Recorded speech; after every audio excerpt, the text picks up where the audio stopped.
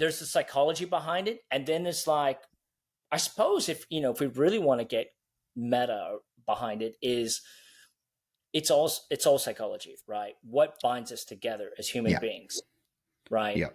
And Markets are psychology. Markets are psychology. They're supply and demand.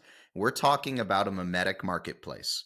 Whether That's it's a it. fungible token, a non-fungible token, we now have permissionless rails for a You global, explained it, unstoppable mimetic marketplace. mate. Mimetic marketplace, mate. So I I don't know love if it. I came up with that. I hope I love I it. I mean, haven't heard this. I've heard mimetic rails. I've heard mimetic okay. rails. I borrowed Okay. that from 6529. But mimetic marketplace, I like this. The Collectors.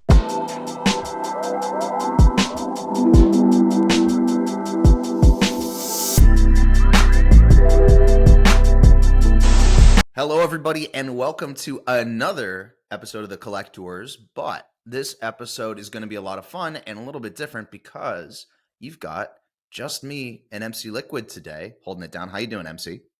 I'm good. I'm sporting the muscle shirt. You look great. You look Thanks. great. Anybody listening on audio, you're missing a great show. But you're about to get a good show. We have a lot to talk about today. So we're going to start doing more of these episodes where it's just us, because then we can be a lot more real time. And in the crypto space, in the NFT space, things really happen second by second, minute by minute. We can't really wait around 3 weeks to get new episodes to talk about what's hot, what's melting down in the space. So this is going to let us come directly to you more often with what is happening. And oh my goodness, there is some stuff happening. So we're going to talk about things that are good, things that are bad, things that are getting real ugly. And we're going to try to cover as much of the NFT space as we can. As you know, we're both multi-chain collectors. We look at everything on every chain, from ETH to ordinals to everything else. So we're going to be trying to cover as much as we can here today. And we're going to start with, I think, a historical perspective, maybe. I think to understand where the NFT space currently is, you got to understand where we came from. And NFTs are, if you think about it, it's just an extension of where we were back in even 2013, 2015, 2017, all these different cycles. We're still there. Just now we have more pictures. Do you think that's fair to say, MC? I think it is, and I think it's the beginning of the beginning still. I mean, I think we're more or less the same vintage in the space. Every day is learning experience. You don't stop. Like there's one thing for sure about crypto, NFTs, whatever umbrella, whatever label, Web3. It's never boring. It's full of, and I think it's just because we're in a volatile, burgeoning space. So we're all trying to figure it out together. I think having discussions like these, a lot of us talk about it offline, but it's good to capture it online in bounce off and say, look, are we on the right path? Are we on the wrong path? Or what's happening here? So I think it's a great place to start. And what's going on? We're driving in a certain direction here. We won't be too, I think we won't be too overt, because I think we like to drop in little surprises. But oh yeah, we know where we're going, even if you don't. If you're listening, we know where we're going. You'll see.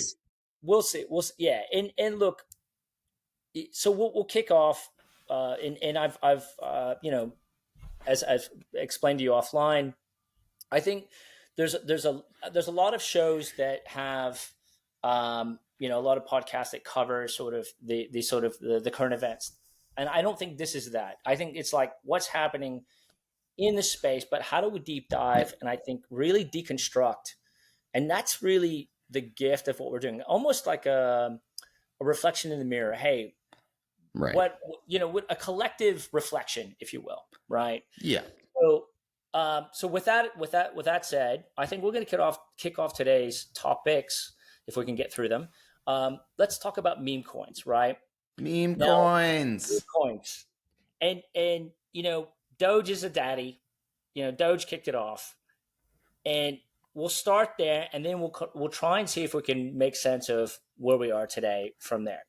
So, what, based on your history, because I remember when I got into BTC, and Doge was just sort of this outlier type thing, right? Obviously, Elon's Mhm. popularized it, and we'll go into the mechanics of it. But remember Doge? What was your thinking about Doge? What were your thoughts? It was not that someday this is going to be something that like billionaires use.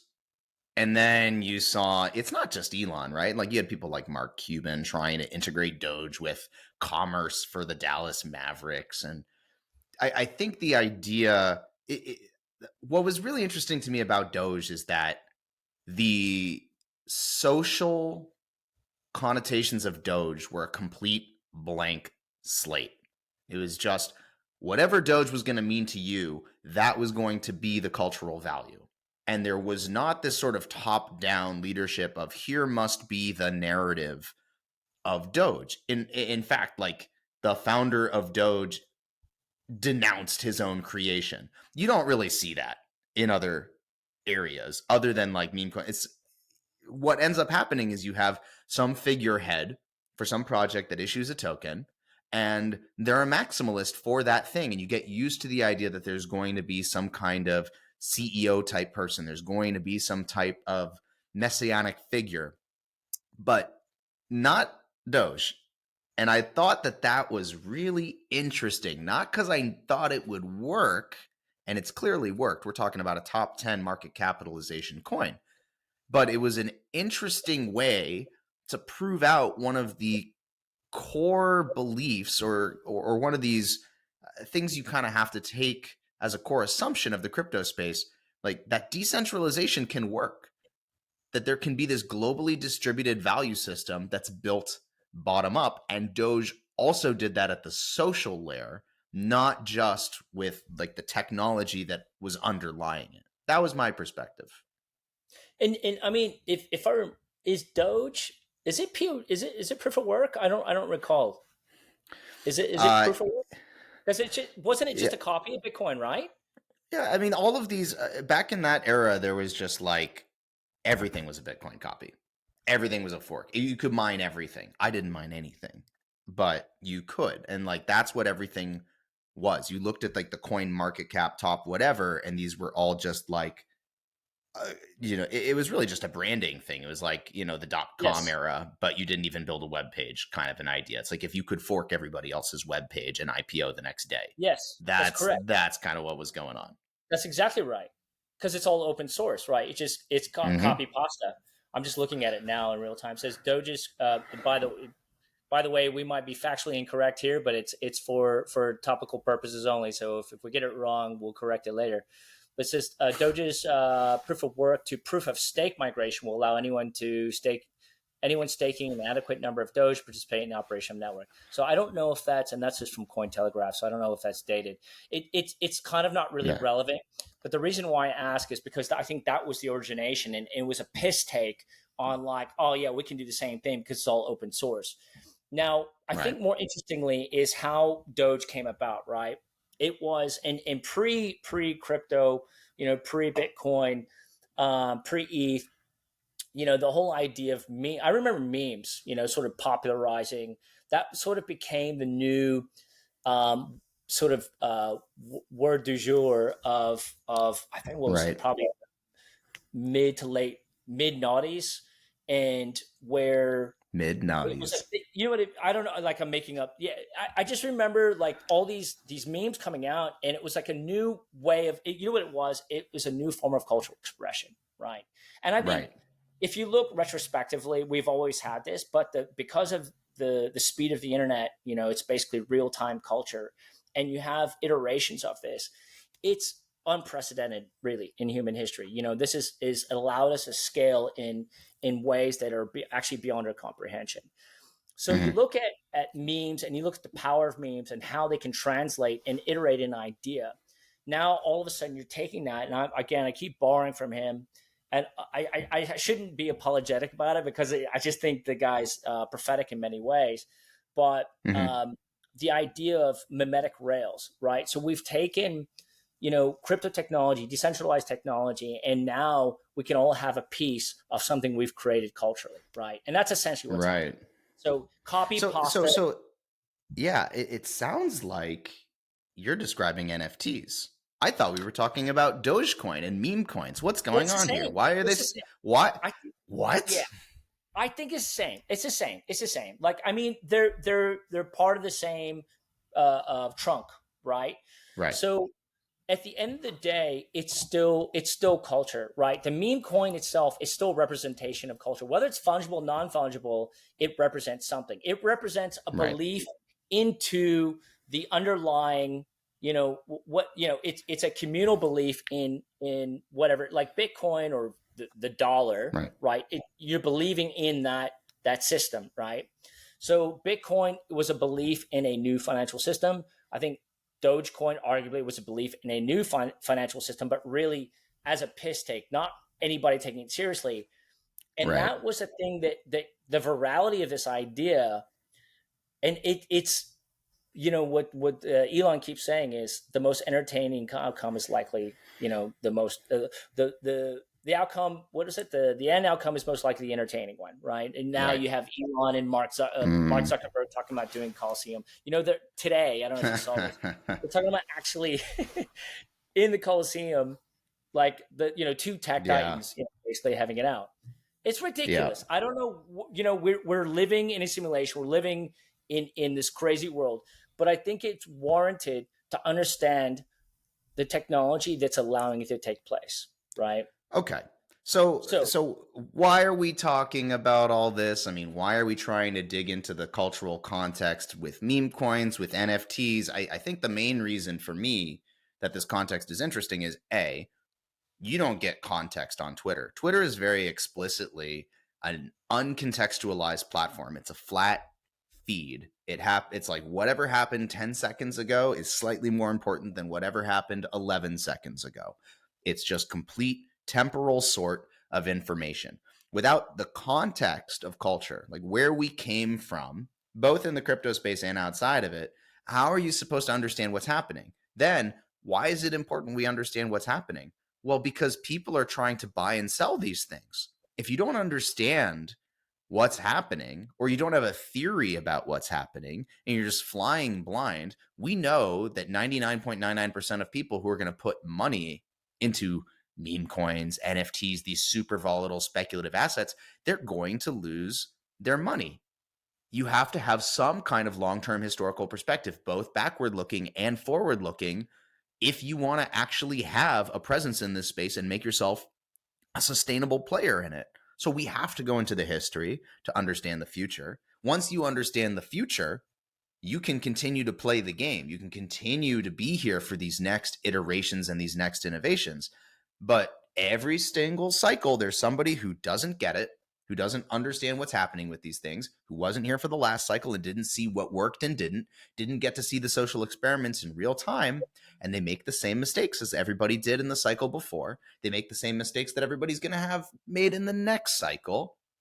And, is anything really going to change?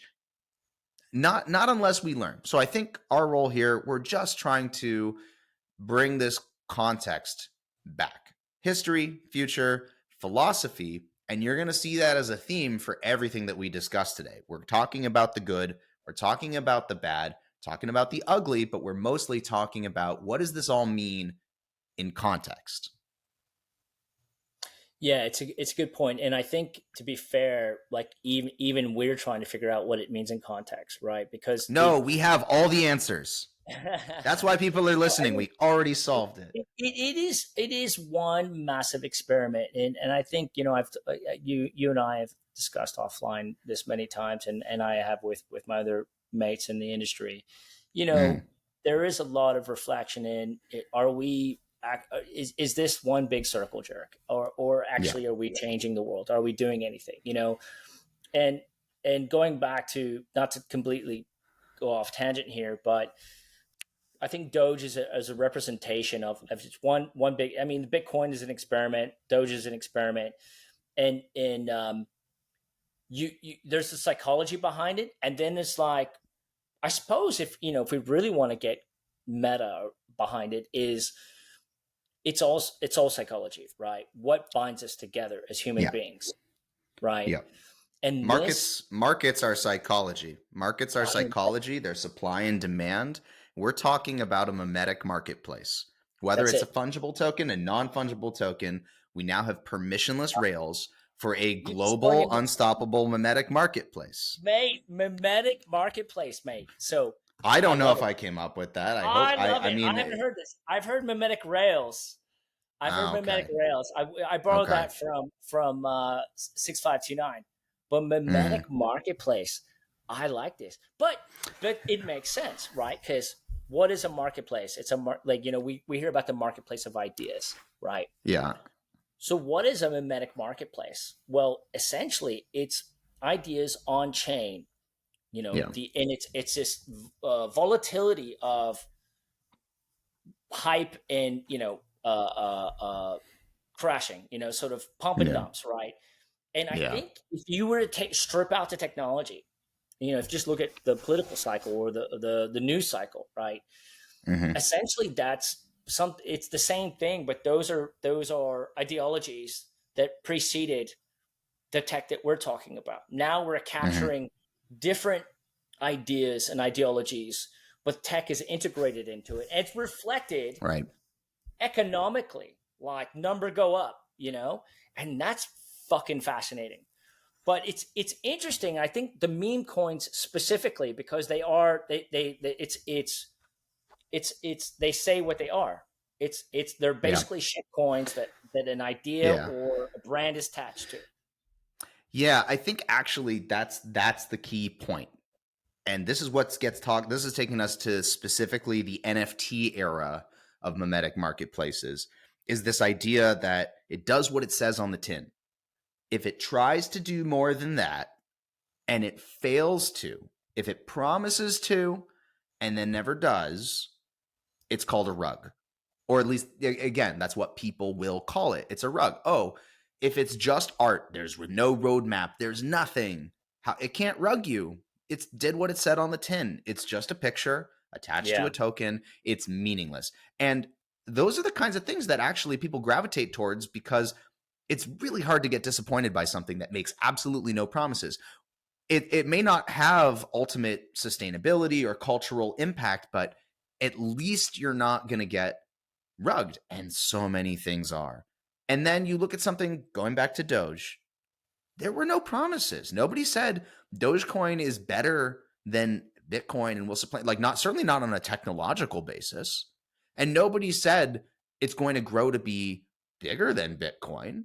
That wasn't the initial promise. Any kind of promise like that, is made years down the line by people who probably didn't have the best intentions. But the reason it was able to scale initially is exactly that, the lack of promises and the lack of this sort of top down support for an ecosystem, which makes people feel like they're at the bottom of some kind of pyramid as opposed to equal partners in a mimetic enterprise.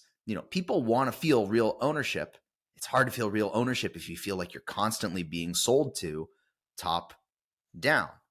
Now, the things that seem to be succeeding in the NFT space, or the things we seem to see succeeding in the traditional meme coin ERC20 space, or things like that, traditional meme there's coins. no, I like that. yeah, the originals. I mean, there's no promises. There's no promises beyond here's what it is. It does what it says on the tin.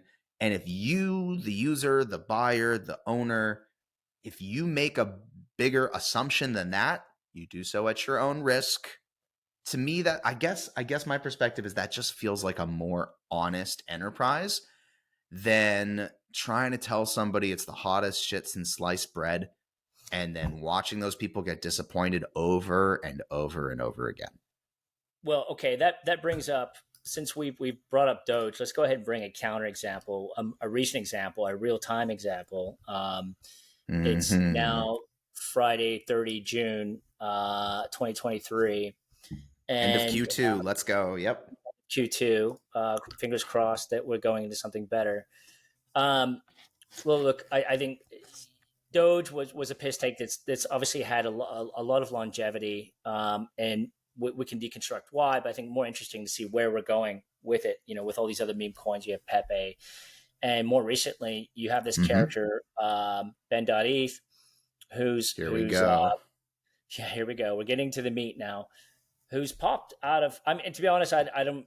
He popped on my radar probably not too long ago. I think he was in my feed some time Yeah. ago, and in the last month or 2 months or so, give or take, he's popped this psyop.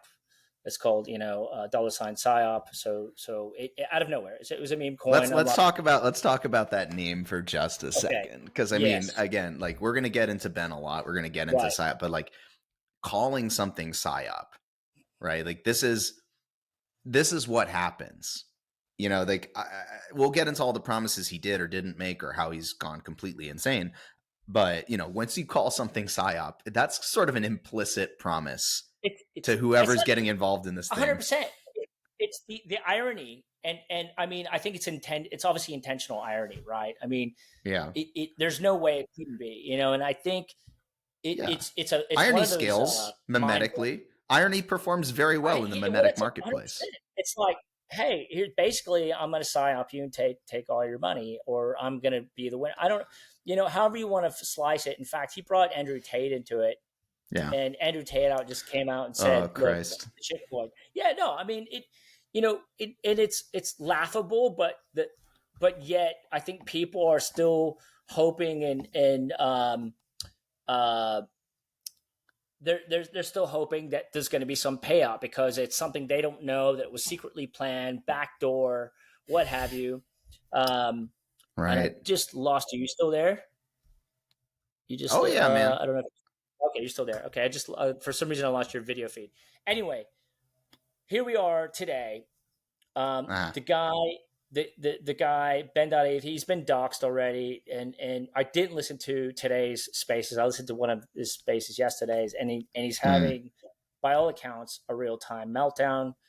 Speculated that drugs or whatever might be involved, or the thing is, you can guess the mental state, but I don't think you have to guess his intention. I just don't think you have to. I think you have enough data points now that the guy is clever. He's sort of been able to tap into a section of people, and hook, line, and sinker. And I think because the meme coin, the whole idea of any meme coin is to get enough critical mass behind it, and then people just pile in, because that's what we do. It's the lemming effect, right? And rather than deconstruct why it worked or didn't, where I want to get into the meat of, because I don't really want to be a deconstruction of Ben. I don't care about him. Is let's be clear. Let's be clear. It's not that we don't care about. I hope Ben's okay. It's not that we don't care about Ben specifically. It's just that this whole episode is about the historical context. There will be another Ben. There have been other Bens. Ben specifically doesn't matter so much as, what is this a symptom of? Yeah. Why do we keep seeing this? I think, look, okay. I mean, you're right. So you want to give him the benefit of the doubt. I think it's very sweet. No, not really. I just mean, like, there's going to be another Ben. So, like, how much do we have to care that it's this Ben? Yeah, 100%. So there is, again, going to the psychology aspects of this, and I, I've been victim to it. When I first got into space, and I think we're all victim to it on some level. You could argue the other side of this. Bitcoin maxis, BTC maxis. There's always this sort of cultish psychology behind. It's tribalism at a fundamental level. But where I kind of want to get to this, and maybe this could be even the theme of today. As a space, as an industry, what value are we adding? I mean, you could argue it's experimental, but what value? What is it that we're driving at? Because at this stage, this is nothing but you could be generous to say it's an intentional experience, experiment, or you can be just very flat out and blunt, say, you know what? It's a Ponzi. It's a casino fucking rug. However you want to frame it. Right. So, what value are we creating with, like, Ben melting down on a Twitter space, high on drugs? I mean, I have an answer to your question. I do. I think that you need to be, again, adjusting your expectations here for something like a meme coin. there's this countercultural aspect that exists with any cryptocurrency, but meme coins specifically, which are even countercultural to the dominant culture of Bitcoin maxi narrative, right? Like the logical, perfect counter reaction to the initial movement of Bitcoin is like the cryptocurrency that is so unserious that it cannot possibly have this like very lofty Bitcoin maximalist vision of like, we're going to go into hyper Bitcoinization. Every central bank is going to hold all of their reserves, not in gold, not in palladium, but in Bitcoin, in like cold wallets with the keys distributed amongst underground bunkers, and everyone's going to like, there's that view of things. And for that kind of person who believes culturally in that specific maximalist narrative, Bitcoin and maybe other cryptocurrencies, but primarily Bitcoin, it serves a singular function for them mimetically, culturally. They say the impact that Bitcoin is going to have on the world is it is going to restore a balance of power between state actors and individuals who want to have financial independence and control their own financial destiny and manage their own keys. That was the idea, this disintermediation that led to individual empowerment, maybe slightly different from libertarianism, but that was still the theme. That is not the theme of PSYOP. That is not the theme of Dogecoin. Those are kind of specifically entertainment value coins, and the impact those are providing, a lot of the time it's very similar to The Bachelor or something like that. Like Ben is a reality show. He's a I like that. personality. That's a This great just take. happens to be a reality show that you can feel a little bit more invested in because I like that. you own some aspect of it. And that actually is, let's not sneeze at that. That's The clever. value that's been missing from culture is this idea of ownership. If somebody else is producing The Bachelor, somebody else is on The Own Bachelor, the somebody drama, else is winning The Bachelor, you're just mate. That's watching The clever. Bachelor. There's That no, is, but anybody can watch The Bachelor. So, mate. That's a how? clever take. Oh my god, you've just taken it another level. Well, I'm only saying this because like I struggle to see any value to like Ben.ETH and No, PSYOP but I love it. beyond just like I think that's I think when you nail, like, you just 100% nailed it in my brain. Like, it's entertainment that we can all participate in.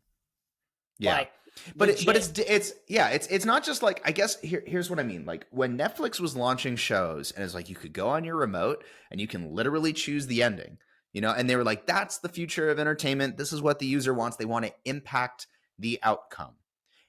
Maybe not. Maybe actually what we're seeing with meme coins, NFTs, this evolving PSYOP situation is people want to have some kind of ownership of the experience and the outcome. So they cannot just say, I was there, but culturally, something happened that only a few people, as a subset of the broader viewership public, the voyeur public, only a few people got to own a piece of this experience, and Yeah. I was one of them. I had the PSYOP coin, so I was there, and it's that kind of like street cred versus like, yeah, I also watched the season finale of The Bachelor, and you believe the guy turned out to be a huge dick? It's like, yeah, you can. Of course you can believe it. It turns out the same every season. But what if you were saying like, oh yeah, and like I owned Bachelor coin for that particular guy who won, and then like when he did this, the coin mooned. Like there is something really interesting about that. I don't know if it's healthy, but that is the innovation that's happening. And I think what's interesting is that no one in traditional media predicted that. They thought people wanted to control the outcome. I don't think a lot of people feel like controlling whether Ben is okay. They just wanted to say, I was there and I had some kind of specific stake in this that Yeah. made me feel like I was part of a moment, not just a passive observer. Not because you had agency in the outcome, but because there was something about it that you had as like an owned piece of the experience. I I love that interpretation. I think that's a um, certainly the motivation isn't to do some sort of parallel Bachelor experience, but I think if you wanted to put Hmm. a modern day label on it, I think that is a, yeah. I love how you encapsulated that. I came. I'm gonna have to go away and digest that. I think Right on. on that note, because we can go down that endlessly. I'm gonna have to really think about that. Fuck, man, that's a good. I have Well, not heard let's that. That's no, really. I have to give you props on it. That's an original interpretation I have not yet heard.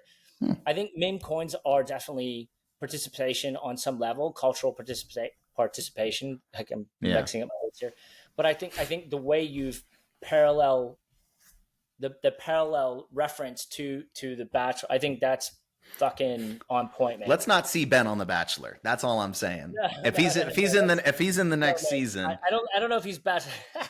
I don't know if he's gonna make it to next season. We But don't want to go. Yeah, we don't want to go down that rabbit hole. All right, but so speaking of new seasons, speaking of new speaking of new seasons, season, and okay, I know. See that segue there. I like this segue. Um, I I know there was something else we wanted to talk about because we started off talking about meme coins are interesting explicitly because of a lack of promises. Right. Now let's talk about what happens when you do make a promise. When there is a perceived central enterprise that controls some kind of roadmap, some kind of cultural vision for uh, a digitally owned piece of culture, as opposed to bottom up, something that's still kind of coming top down from a central pool of creators. And those promises can go well, that's the good. Those promises can get bad. That's obviously not so good. And then they can really get ugly. And I think we're watching at least one of those latter two ones play out right now with this new Azuki release. Yeah. So to be fair, I'm not a Azuki holder. I had to sort of deep dive into it because there's a lot of drama happening right now. You Sure. know, our man Tang, who we interviewed, or I guess a little over a month ago now, he's an Azuki holder. I was looking through his feed, and I think he's been generous with his interpretations.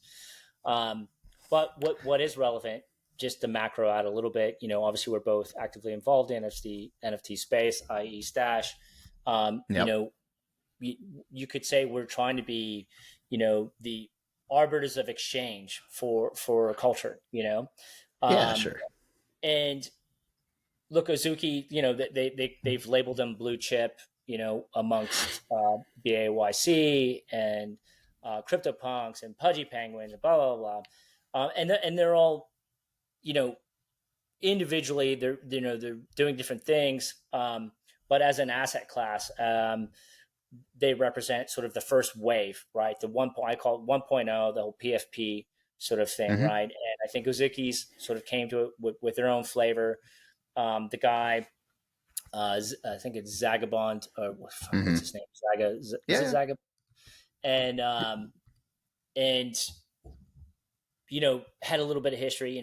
I think all of us have had battle scars from other projects, and arguably the supposedly failed projects or rugs, or I don't know, he's had a history, right? So I think he managed to nail it with Azuki's, which was this Yep. sort of anime spin.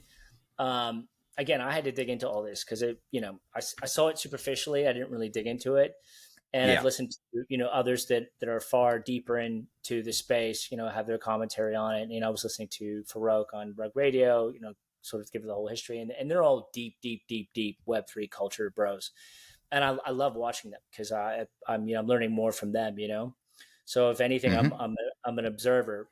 But what I find interesting, and I think what has been the pattern, or what's becoming the pattern, and I think will evolve into a new pattern, right? Because I've got friends who are doing NFT projects that have yet to Sure. launch, Sure. and this I think will impact us all, right? So we're Yeah. again, everything's real time. So looking at the Uzukis, they have this anime sort of aesthetic. They have the OGs, which were fetching fucking ridiculous prices. I want to say upwards of 10, 20 ETH, per Sure. per OG. Then again, not knowing all the background, but apparently they recently had a party in Vegas. Sort of like, I think it was sort of like a big sort of pre-hype or hype before they're going to do their second release, Mm-hmm. Element. Right. So this is where all the drama comes up. Now, I think this is all important context for a couple of reasons. One, as far as I can gather, the people in the Azuki community are diehard. Like they're really, really, really diehard, like believing in the ethos of what they're doing. It's not entirely clear, but there's supposed to be some sort of anime output, like all these. I don't know what all the promises that are involved, but what you kind of like, what did they say? History doesn't repeat, but it rhymes. We have other examples in the Oh market boy. where you have, these projects that have promised and promised and promised, and then they misstep. Now, whether the misstep is intentional or a legit, like, oops, this Yeah. this is what's up. This is what's up for discussion, and I think this is kind of going to bring us to pointy end. Where are we now, and where are we going? Right. So I've given that. I've talked. I'll hand the mic to you. Yeah.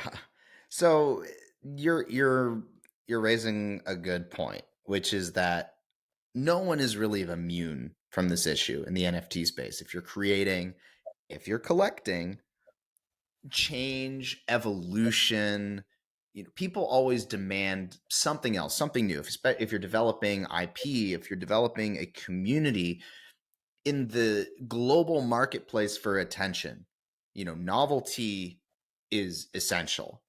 But novelty for novelty's sake is not really enough to build a brand on, right? It has to feel considered. It has to feel like there was some level of community involvement, or at least it has to appear that the decisions that were made were a response to community demand. In the real world, non-crypto world for a moment, where things are actually driven more by physical goods and buying and selling of things that are more obviously consumable, games, movies, etc. You can measure things in revenue. You can be like, there was demand for this thing that was built and created and shipped, and then people bought it and they either liked it or they didn't, but they bought it and then they bought the next thing. That's a little bit more measurable. And in the NFT space, it's a little bit harder to measure minute by minute, but when there's a new drop, when there's a new season, you kind of get to take the temperature on, did people care? Did they care enough to get the new thing? Did they care enough about the old thing to care about the new thing? Did they like the old thing too much and now they can't care about the new thing? Is the new thing improving in some way? So now they're going to get excited about the new thing. In general, you can fool people once. You can screw up once and then just be like, we listened to the community, we heard you, we fix it, you move iteratively, you get back on track. You can't really do it 3, 4, 5 times. Then people start to figure out that you have no idea what you're doing. So there was a tweet by NFT God. I think you shared it with me before the show. I thought this was the Yep. one that was the most instructive on the situation. He says, Azuki is a great example of why all PFP NFTs are going to zero. They had 2 options. Option 1, do nothing, people sell, price goes down. Or dilute collection with more NFTs, so people sell and the price goes down. Art is the only, this is his words, not mine. Art is the only NFT utility. Blue chip PFPs don't exist. So he closes with some big statements, some big assumptions, but he's right about the first part. If you do nothing, well, then how do you expect to grow? And in the crypto space, growth is everything. If you're not growing, you're dying. If you do something, but it's dilutive, well, now you've diluted the cultural cachet of what you've built. You have to have a really good story about why something is not dilutive, but it's additive, not just from a utility perspective, but from a storytelling perspective, especially when what you've built is based on this idea of digital scarcity. So I don't really think there was any way that Azuki was going to do a season 2 drop and make everybody happy. They were kind of damned if they did, damned if they didn't. But there's a certain baseline level of both novelty and consideration that has to be shown for the community to stay on your side. If it's not novel or it seems random, contrived, something like that, you're going to lose the community. When you lose the community, you've lost the floor price. When you lose the floor price, people rush to the exits. There's always another project. There's always something else to pay attention to. There's always another reality show. So don't screw it up. And when you screw it up, try not to have absolutely awful comms about how actually it's a good thing. And everybody, once people tell you they don't like it, don't tell them they're wrong. Listen and It's hope that you can do something about it. Well, and there was a little bit of postmortem. I was following up on a subsequent, live stream about it, and it does seem the team is sort of dancing around the issue. The main issue that people had, and just to sort of highlight specifics here, was that Yeah.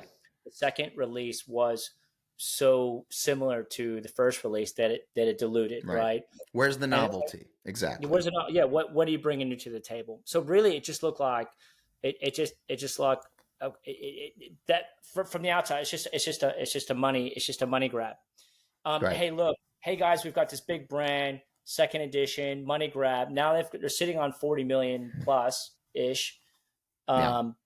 and arguably more if ETH goes up, right? And Yeah. well, actually, I don't know. Supposedly they've already cashed out, but anyway, that's not the point.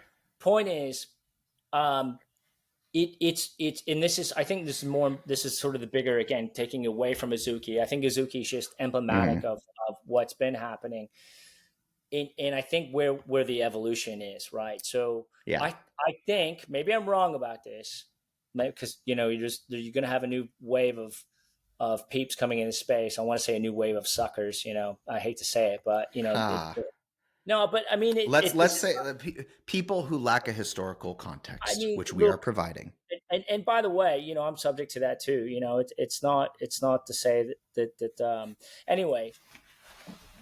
The point here is where the remember the ICO days. It's basically you're giving a promise. Yeah. Pay me the money now based on my future promise, right? So, and Right. I think we're coming fast to a close with this, right? Or we're going to have Right. to come up with more clever mechanisms. So where Right. I see the space evolving, and I'd like to give a shout out to our man G Money and 90cc, because I think That was a great he's sort of episode. great episode and really enlightening. I think the value is more for. I almost feel guilty that we get more value. Maybe other people do, but when I listened to him, because he was definitely organic and ground up. Like there was no future Hmm. promises. I Hmm. remember he started at the POAPs when he was early using those early days to build community. Right. He's like, this, I'm not giving you I'm not promising anything. Just come. Here's a POAP. Blah Right. blah blah. Right. And Right. I think we're about to flip. I'm going to call it. I think we're about to flip the paradigm. Rather than me Okay. give you money on the promise of future value, how about you establish value first, and I pay for whatever you're giving me? So it's just a tit for Mm. tat, an exchange of this for that. So I think that's why art works. Art is art. Art is utility. There's no utility. It's just art. Right. I love the art. I'm going to buy What's the it. Fidenza roadmap? Right. Yeah. I don't need to There's no know. roadmap. And that's why, going back to, like you said, the meme coins, like, well, there's no value. It's just like number go up or number go down, right? We're all just Right. rolling Right. the dice. And I think the NFT, at least, and we're definitely migrating away from PFPs. I think PFPs I have today, there's going to be another, it's going to be another evolution. But what Right. we've tapped into, that won't go Right. away is the community, is the, Yeah. what we've demonstrated is there's a hunger for connection. Right. Whether it's behind the anime project of Azuki or whether it's behind the BAYC, like Yeah. anything, it's a generational shift and a connection and an ideology. It's intangible. Maybe we could articulate it, but we're Yeah. connecting in ways we haven't connected before. Right. And now, when you have these sort of bad experiences or ugly experiences, to go with our themes, Yeah. it just highlights of where the gaps are. But where the positives are, where I think we nailed it, is that we've actually proven the use case for the technology. It's allowing us to connect and put money on the table to connect with each other, and that Yep. is sort of a barrier to entry. It's like, hey, you're part of the club now, or not money. Maybe you Yeah. don't need money. Like, again, you have these free mints, right? Well, So that's where, what I mean. That's what I was going to get into, and we're going to do a whole other episode getting into the concept of specifically free mints. It's a big piece of what we do with the Stashh platform. It's a big piece of where I think, and obviously where you think the space is going. But instead of like focusing on just calling a mint free or not, cheap, expensive, what we're talking about is how do you acquire an object of cultural or reputational value? if you can purchase it, and not only that, if other people know that it's purchasable, what does it do to the value of that asset? And if people know that you can't purchase it, that the only way for you to acquire it, like proof of work, is through some degree of effort. What is the value of that cultural asset? It gets interesting because the cultural value, the social value, could be super, super high. The actual monetary value could be super, super low. It may not even be transferable. This is where we get into things like if people do customs out of a PFP collection, who's going to sell their custom? I mean, like you can, but clearly it has more value to you than to anybody else. People get these things, they have huge cultural reputational value, but you're not going to just go dump it on OpenSea. That actually, there's sort of this lock-in effect, because as soon as you start dumping customs, well, obviously nobody's going to make you any customs anymore. So there's this whole, you have to think about, and this is where NFTs are a lot more interesting specifically than meme coins, because you have this degree of programmability within that design space. Once you start talking about the differences between cultural value and social value, reputational value, and actual monetary value, which comes from creating a mimetic marketplace versus strictly, this is a portal to my identity, these are very different things. With the Azuki mint, and to wrap up this topic, let's use our framework. The good, they mints it out. There was Yeah. clearly demand. Clearly, they'd done enough right to this point that Yeah. people were willing to hand them new money to get a new cultural asset, and they received it. Then we get to the bad. That cultural asset was not novel enough or didn't seem considered enough to have new value, and you saw what happened to the floor price. That was the bad. The ugly is then, how are they responding? If they're responding by sort of telling the community, it's like, you're seeing it all wrong. You don't get it. We have a vision and you don't get it. And the community that gave you all this money, what they told you was, we have an expectation. In exchange for this expectation, we're going to invest more of our time and our capital into what you have done. I'm using all these terms loosely. Like invest is whatever. Like either way, they're committing something.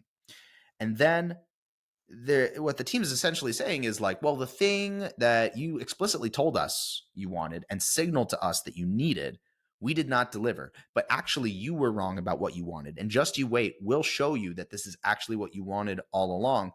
That, once you start doing that, once that's your level of communication, specifically when you're creating cultural assets, you have lost the plot, because it is a competitive cultural marketplace. These people Yeah. do not need to stick around to Yeah. see what you're doing, especially when the assumption is all of these things go to zero. Once it becomes uncool to be an Azuki, you don't get that back. Once Yeah. Jared gets arrested for child pornography and it's not cool to eat Subway sandwiches, you don't just say like, oh, you know what? We also disown, like there's permanent brand damage, and you have to be so careful, not just in the NFT space, but everywhere. If you're going to do that, and then you're going to come out and tell the community that they don't know what they're talking about when it's their money in your pockets, you screwed up. That's Yeah. your fault. That's on you, and you got to fix it.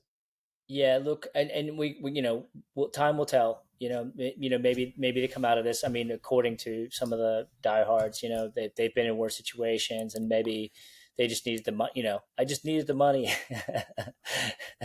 um, just thinking of the dirty Andrew Dice Clay joke. Little boy blue because he needed the money. Uh-huh. Stupid. Anyway, so look, you can speculate, but I think the takeaway is the same. And I think the pattern. I feel like the pattern will be broken. I think there's just going to be enough people that's like, you know what, I can't be fucked to put my money in another project with false promises. It's kind of like the political landscape, which is completely on fire right now. All these false promises. So Yeah. um, the I feel like we're in the midst of a paradigmatic shift. I haven't seen an example of it yet, but I feel it is coming. And I mentioned offline. I've got a mate who's doing their project, and my recommendation to them is like, you know basically bring people in, give it exchange of value first before you overcommit to anything, and start building that. And then once you do that, once you build, I think, brand equity, and you've built, some sort of feedback loop and relationship with the community, then it becomes, you don't have to worry about this sort of like, okay, we've got all this money, Right. we have to promise and deliver, right? And I think the carrot, this is where the incentives are reversed.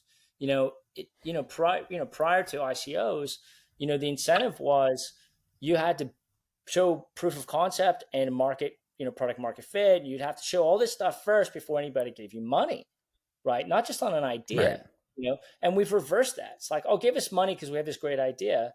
And, so we've kind of reversed that. And I think we're going to at least, maybe not go back the other way, at least find a middle ground for that. I don't know what that's going to look like, Yeah. but I think that this promising the world now, like, because remember all these NFT projects were promised, oh, we're going to build a game, we're going to do this, we're going to do that. Right. Like, that's nonsense. It's Yep. fucking nonsense. And you know it. I mean, so we know it. I know it, but do your own research. Well, Maybe but somebody I means mean, it. Imagine if somebody actually followed through. Imagine if but somebody actually did what they but said they that were would going to be, do. yeah, 100%. You're right. Look, that 100%, there's going to be the one that creates through and changes the whole game. 150, Yeah. 200%. I get it.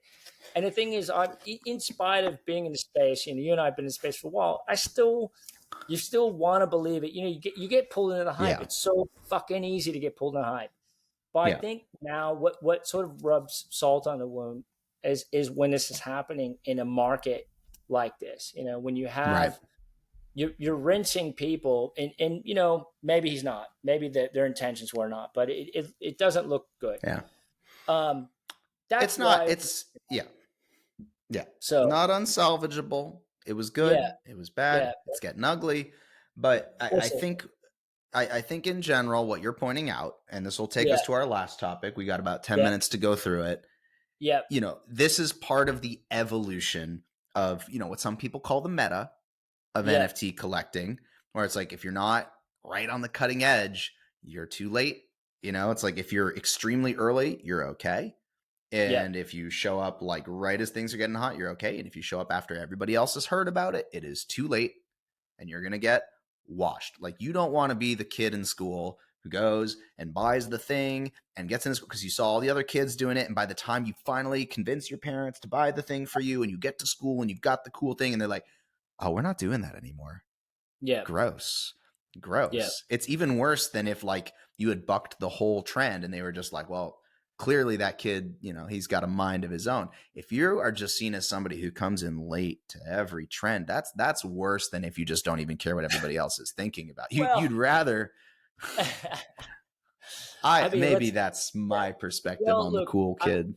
yeah, I think when you think about it in that sense, but I also think about it from, and this is a good segue, by the way, is sometimes you want other people to trip in front of you so you know where not to go. Yeah. Yeah. Right. There's the bleeding edge adopters and then there's the Right. leading edge adopters. And yeah, I've been both. It's true. But let's talk about something where in order to be involved with it, you do still really need to be bleeding edge Well, right now. Like, you're gonna cut yourself. I don't know. So this is why I pulled that reference up. Maybe this is exactly the moment where it's changing. So we go back to where it all started. Bitcoin, right? Bitcoin led the charge. Big Ethereum Daddy came up. Bitcoin. Big Daddy Bitcoin, number one leader, hasn't changed. We talk about the flippening. ETH is going to do this. ETH is going to do that.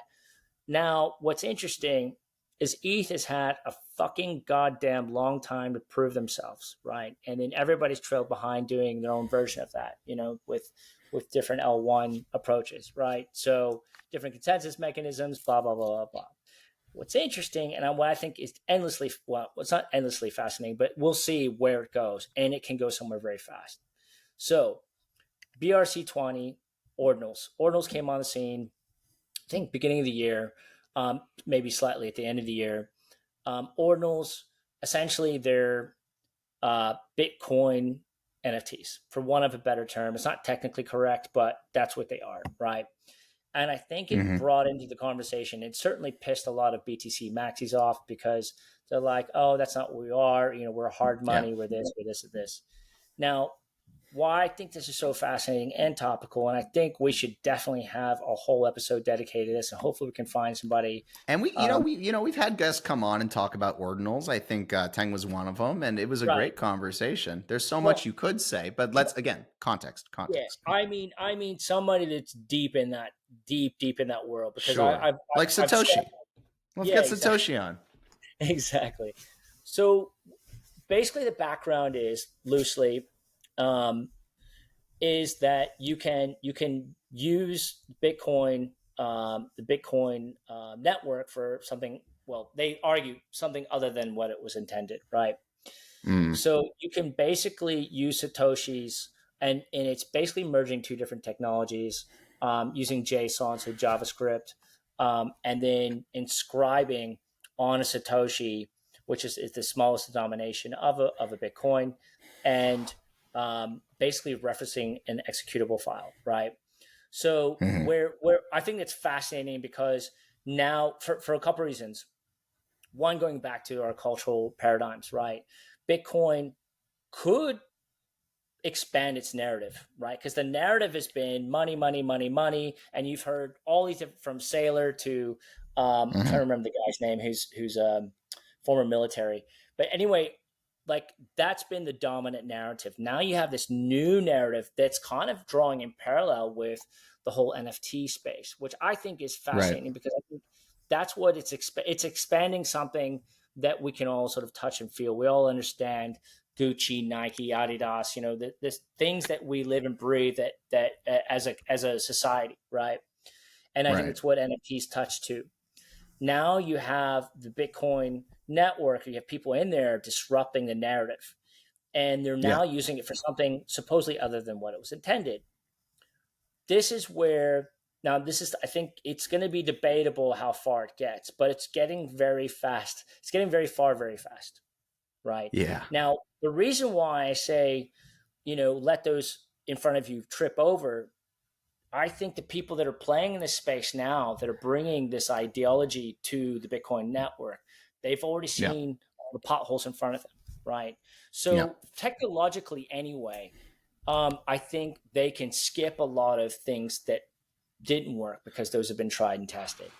But the one thing they have going, which could be good, is Bitcoin is the big daddy, Yeah. right? So you already have the established value of it. Now you're increasing its use case. Now Sure. that could come out. That could do U-turn and bite it in the ass, because obviously that's going to drive up gas fees, um, and could just derail for other reasons. But and also they said they can actually, I guess, they could vote to change it and destroy any of the value created on this, with the BRC20 sort of concepts.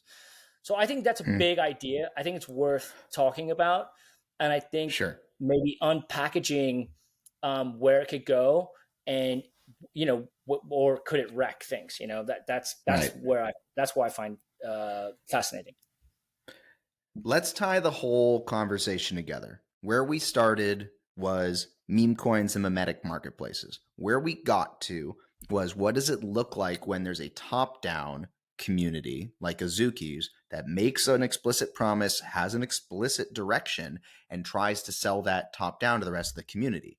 Now we're talking about something that's not only bottom up, right? This was not the original Satoshi vision. This is something that's organically emerging as part of the Bitcoin development ecosystem.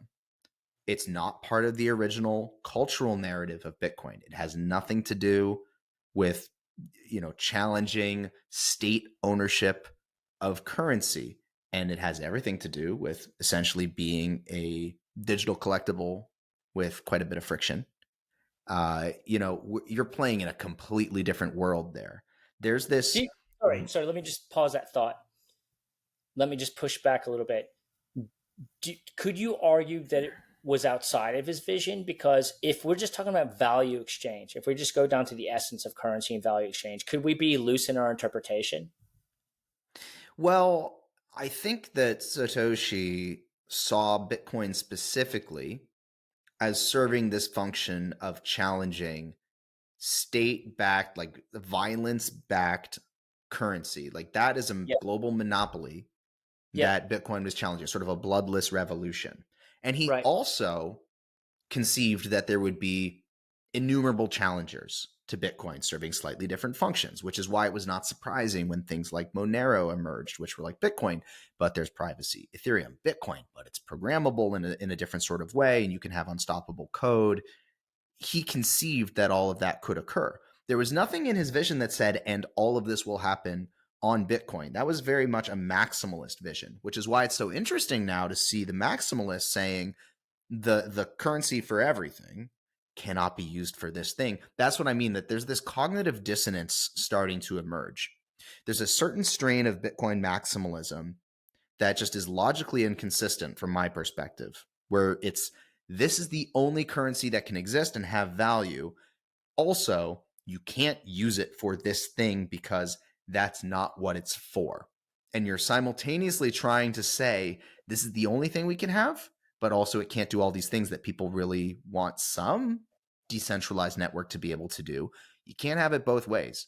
You can have your purest vision of Bitcoin, but you have to allow for the proliferation of competitive networks that are going to do things Bitcoin doesn't do. And then you're opening it up to the market to say, here's the relative value of these systems. There's a relative value to a system that secures digital ownership of scarce cultural assets.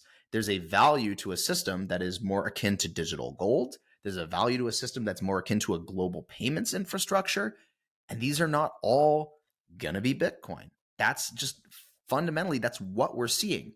And the longer people try to have it both ways, like resist ordinals all you want, but you can't also simultaneously say that specific maximalist line of this is the only cryptocurrency, this is the only permissionless network that matters.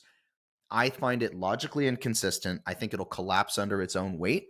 And the worst thing that could happen, I think, is that ultimately the entire narrative of Bitcoin collapses because people just end up on both sides of that issue, arguing things that like are just inconsistent points with each other. I would almost rather see ordinals lose and see all the value get drained out of that system. Like if that explicitly happens, as has been threatened, if BRC20s just vanish, but it protects this narrative of Bitcoin, that's a better outcome than ordinals persist, but there's a massive subset of Bitcoin maximalists who never adapt it into the broader narrative of Bitcoin, and it fundamentally fractures that community, fractures that vision permanently. But those people, if they want to protect the purity of Bitcoin, if that's their thing, they got to get used to the idea that Ethereum, Solana, these alt chains are going to have value Right. serving use cases that they are trying to protect Bitcoin from Yeah. serving. And they have to Yeah. be okay with that idea of a big pie I where like that. Bitcoin gets this slice, Ethereum Yeah. gets that They slice. can't have it both Get ways. over it. You can't Gotcha. you can't have your cake. You can't eat it too. Pick Yeah. a pick a lane. Pick a lane. Yeah. It's interesting. Yeah. No. No. That's an interesting. It actually will expand. Well, if the maxis are honest with themselves, it'll expand their worldview. That it can't be every. That's well put. I think it's good for Bitcoin if crypto eats the world, period. If crypto only eats the monetary use case, the thing that is going to be the most offensive to global governments, then and you're saying that's the only thing crypto can solve. That's the only thing decentralized blockchain infrastructure is supposed to be attempting to improve or solve or address.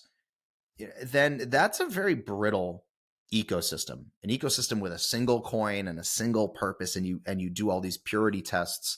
I don't think that system scales. I think that global governments have shown that they can and will attempt to crush that system. But if you simultaneously have these alternative networks solving related issues, and it grows the global pie because people who are interested in these non-financialized use cases come to the table, whether it's Disney or Netflix or Nike, people who create physical goods or cultural goods, getting them interested in blockchains is good for Bitcoin. And they may choose, while offering these cultural goods, they may choose to allow users to pay in Bitcoin. Bitcoin can still be the dominant currency of the crypto space And it doesn't have to be the asset that underlies all of these permissionless networks Mm, for IP or cultural or reputational exchange. It doesn't need to be all of that. And it can still be Big Daddy Bitcoin, but not if you try to put up so many walls that the entire system is almost guaranteed to collapse under its own weight, starting with the logic of the whole city. That's the first thing that's going to collapse, and it already is. yeah, that's well put. I don't think I could say any better because there was other. I think there's other rabbit holes we can go on, and maybe even a good point to wrap up on because it It's a gives me food. cliffhanger. It's a cliffhanger. It gives me food for thought personally, and perhaps anybody that'll watch us Should we good, bad, some ugly thought. it? Should we good, bad, ugly Yeah, ordinals? good, bad. You do the good, bad. I'll do the ugly. All right, good. Ordinal. Here's why ordinals are good.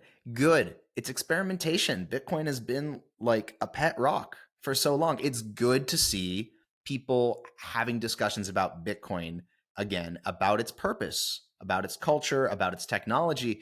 It is now relevant in the thing that's most interesting to use beyond ETF applications. This is making Bitcoin interesting, and it's making a stagnant developer community self-examine. That is Mm. good. Bad, it's confusing maximalists who have been the protectors of this culture, and it's starting to create this dissonance. And now maybe we're at risk of losing any kind of cultural consistency for Bitcoin, and maybe that hurts growth and adoption for the whole space because people now just don't understand what this thing is. Yeah, that could be bad. Tell me what's ugly. Well, I think ugly, and this is just like this has probably been addressed, but if you're starting to use satoshis for another purpose other than transacting the monetary value, you then one, you're raising gas prices. That's one thing, but two, you're taking obviously some of it out of supply. Potentially, I don't know if that's. I guess where it could eat. I There's feel like definitely consequences for block space. That's yeah. Well, like that. That's very clear. That even goes beyond right, everything I was saying about the cultural barriers. Like this is a technological barrier. yeah. I think the ugly is it's also it probably would be in. I think why it would fail actually. I don't have a good answer for the ugly. I think where potentially it's going to fail is it's going to be too expensive um, to use as a way to transfer um, these whatever's attached to them, right? So the NFTs of anything, it's going to be too expensive. There's going to be other cheaper ways to do it. So because as the value of Bitcoin goes up, as the Satoshis go up, so it I think it's going to be too expensive. I think that's Yeah, ultimately what's going to break it down. Um, it but I might don't have an be. ugly answer. Yeah. A lot of So things in the NFT space are too expensive. Come on, what it's in a true. different way. Yeah. ETH gas is supposed to come down again. That's a whole other subject. But Whole other can of worms. We've yeah, gone an hour. Can you believe it? yeah. An hour of I know. talking I about know. memetic marketplaces, Azuki's, Listen, man, Ben.eth. I think Stash should now be deemed Stash, where you the mimetic marketplace where you find the future cultural trends, something like this. I don't know. I I like it. I like it. I mean, that's definitely how we see it. Yeah, Stash is trying to be a place where creators and collectors connect, whether that's socially, whether that's commercially. That's what we're trying to solve for. Clearly, we're in the early stages of what's going to be a very valuable industry, and nobody yeah, knows what's going on.